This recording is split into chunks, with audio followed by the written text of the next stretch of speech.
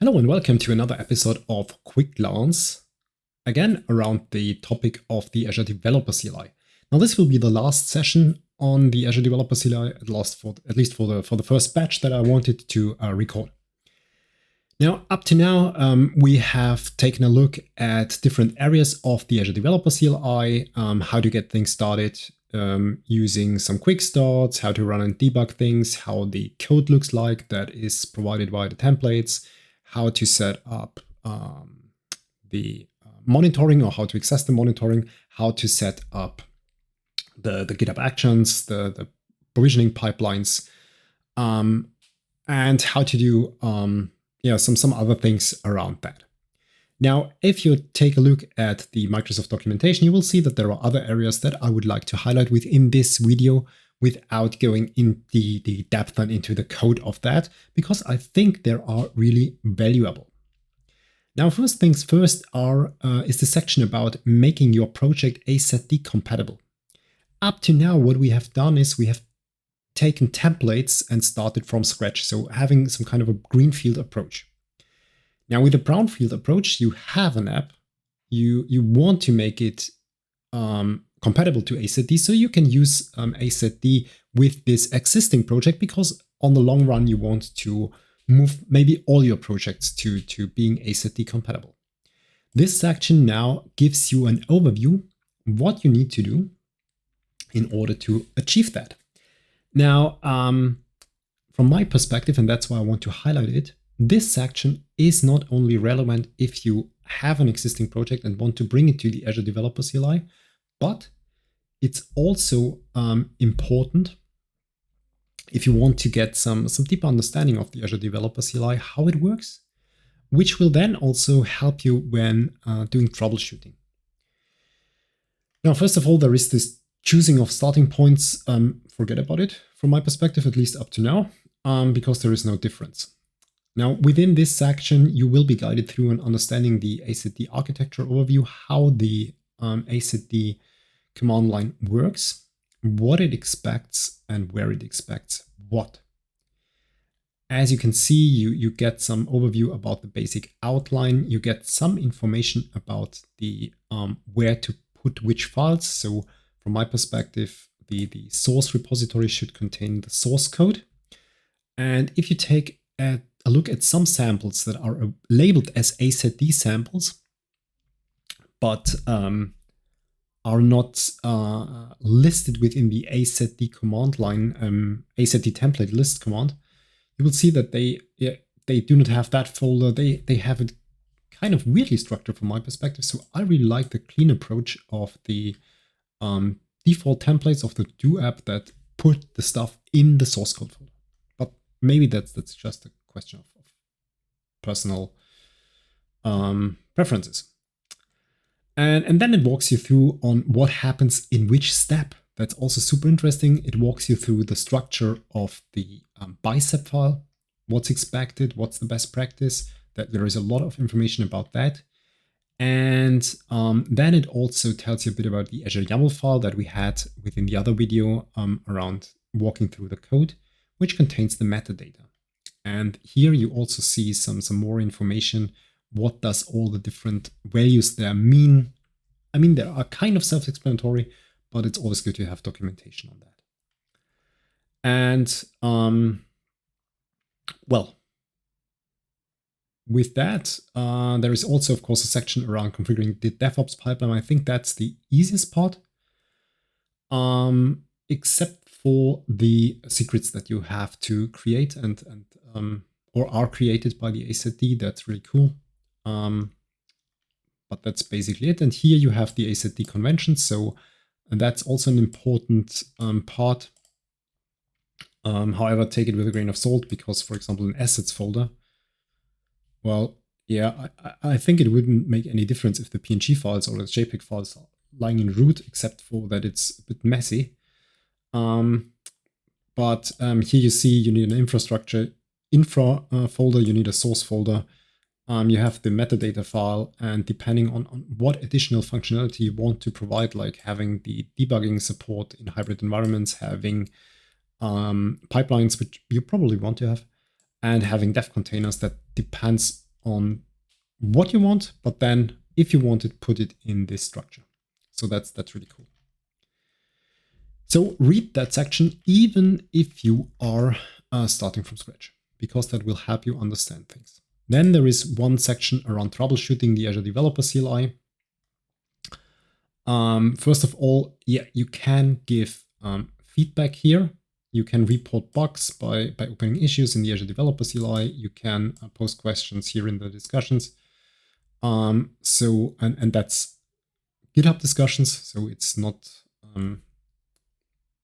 tightly connected. So it's really where the discussions should take place, namely in the repository of the developer CLI. And there are also community calls that you can join. So that's, I think, really, really cool. Now, if you're running into issues, maybe you find an answer here. So there are the typical pitfalls. Maybe you're not logged onto Azure. You can do that easily by ACT login. You get a strange error with Bicep. Then you're probably not on the latest version. And then some other things that might not work. I think there are also some important limitations in here. So for example, ACD monitor is currently not working for dev containers. That's something to keep in mind. I think that's okay-ish. Then text-based browsers are not yet supported by ACD monitor.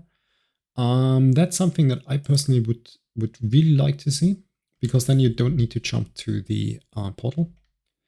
And as I mentioned in a previous video, the live metric support for Python is not there, but that's how it is. So, and then there is, of course, also a frequently asked questions area. What I like is the first thing that is answered is how to uninstall the Azure Developer CLI. So hopefully you will never need to uninstall it. What I would like to see is how to update it, but I hope that will be answered. And then there is one very great section about the environment name. So what's hidden behind this environment name? What does that mean and how this can be structured? So I have briefly touched that, I think, in the very first video of the series. But basically, this is really the way how you can structure your deployment paths and where to deploy what. And of course, you can set more than one environment. You can set one environment then as a default file and so on. Also some brief explanations around the other files. And then it's going, of course, into the commands and giving you some more information about that. Again, there are also some limitations hidden in here. Like, is there a log file for the ACD provision? And no, there is not. So that's a feature that's coming soon. There is also one important thing about ACD deploy and ACD up. So you have to take that in combination from my perspective. Can I rerun this command, ACD deploy? Yes, you can, because the ACD deploy, which is reused by ACD up, is using the incremental deployment mode that is referenced here, making use of this mode within ARM. That's, I think, really important to know, because maybe some folks like me forget to spin up the Docker daemon locally, then start the ACD up for Azure Container Apps, and are quite surprised when an error is happening. You can just then start up the Docker daemon, do an ACD up again, and it will work without any flaws. Then there is some information about the service principal. That is one secret that gets stored during the development pipeline setup in order to connect GitHub and Azure. That's I think also important to know. There is also one further limitation around OIDC, which is currently not supported, but is planned to be supported in a future release. So if you want to make use of that, that's not yet there, but maybe coming. So keep an eye on that FAQ. And then there is also some information again about the Azure credential,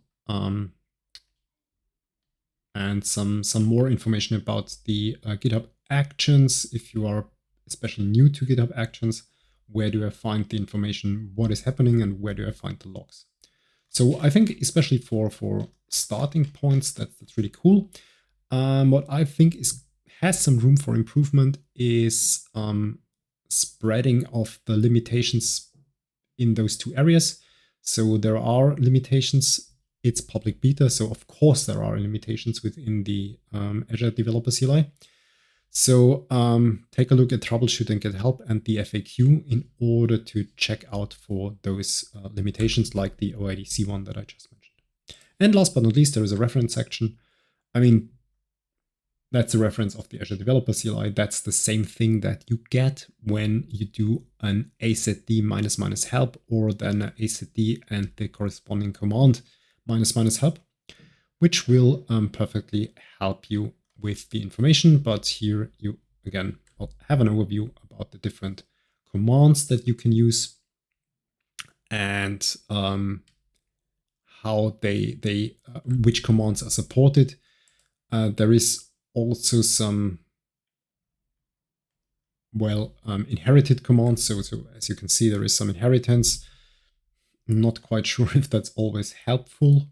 For example, with, of course, I always need the environment. -- no prompt always makes sense. -- debug, I don't know. Usually there should be then some logs which should be available, but maybe that's the workaround at the moment. So that's basically what I wanted to say within this session. So take a look at the especially at those 3 points. So making your project azd compatible, troubleshooting GitHub, and the FAQ when you start working with the Azure Developer CLI. Especially if you want to get some background information, some look behind the curtains, how things work. Those are, of course, very helpful to get an overview. If you find an issue, you can directly jump to the repository and open an issue. There are quite some open. I guess there is also some tracking of the development in there, so some feature requests, and you have quite some discussions going on. As I said, there are community calls. They are, I think, more or less regularly, where you can join. And of course, if you want to have a real deep dive, you can take a look at the code of the Azure Developer CLI. And you also get an overview about the existing artifacts there in this GitHub repository, namely the version of the command line per se, the version of the VS Code extension, and the corresponding Docker image that is used when you are leveraging the dev container functionality.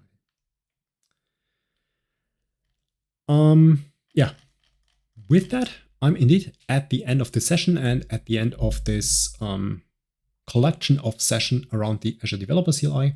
I personally really like this approach. It makes life much, much easier for developers. And looking forward to the improvements and the future features that will come up with the Developer CLI.